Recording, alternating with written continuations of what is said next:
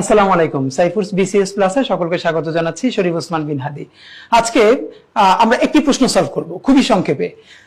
45তম BCS একটি প্রশ্ন এসেছে, she insisted on dash living the house. এই প্রশ্নটি আমরা একটু সমাধান করব।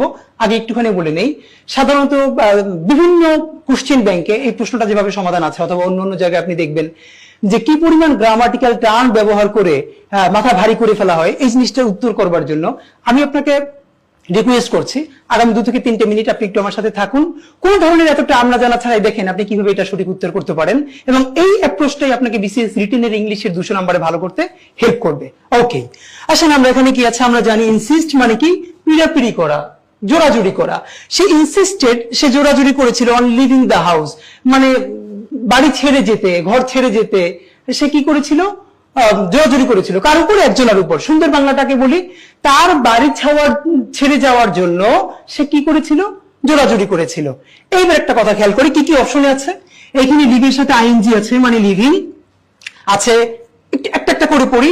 সে insisted on he living, him living, himself living, his living.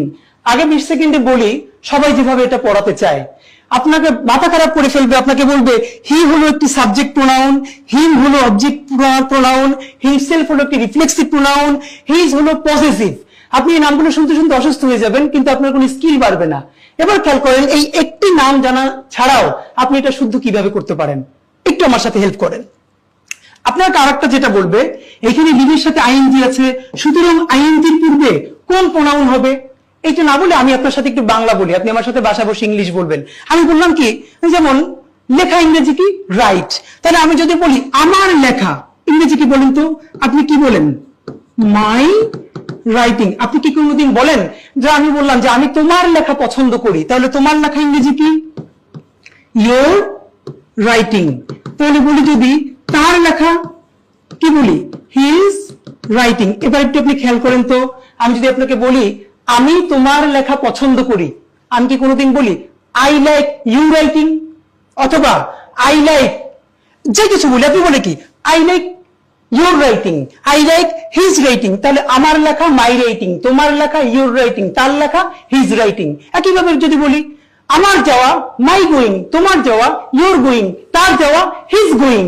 তাহলে তার যাওয়া ইংরেজি কি? এই যে he is going, he is living. এখন আপনি যদি বাংলা অর্থ বুঝে ইংলিশটা পড়তে পারতেন, তাহলে দেখেন আমি আপনাকে বলবো না subject pronoun, object pronoun, reflexive pronoun, এইটা পজেসিভ, কিচ্ছু না। এবার দেখেন আপনি কিন্তু এই রুলটা ছাড়াও ছোটবেলা থেকে শুদ্ধ বলতেন। যেমন আপনি বলতেন যে আমি তোমার লেখা পছন্দ করি, আই লাইক ইউর রাইটিং। এখন আমি যদি আপনাকে বলতে চাই ইউর রাইটিং হলো একটা আইএনজি, তার আগে হবে পজেসিভ, পজেসিভটা হলো ইউর, আপনার কোনো উপকারে আসবে না। এটা ছাড়াই বরং আমি এবার যদি আপনাকে এরকম 10টা বাক্য পড়াই, সেটা আপনার উপকারে আসবে। তাহলে যদি বলি she insisted on his living the house, সে কি করলো? তার বাড়ি ছাড়ার ব্যাপারে জোরাজুরি করলো। তাহলে এই বাক্যটা দিয়ে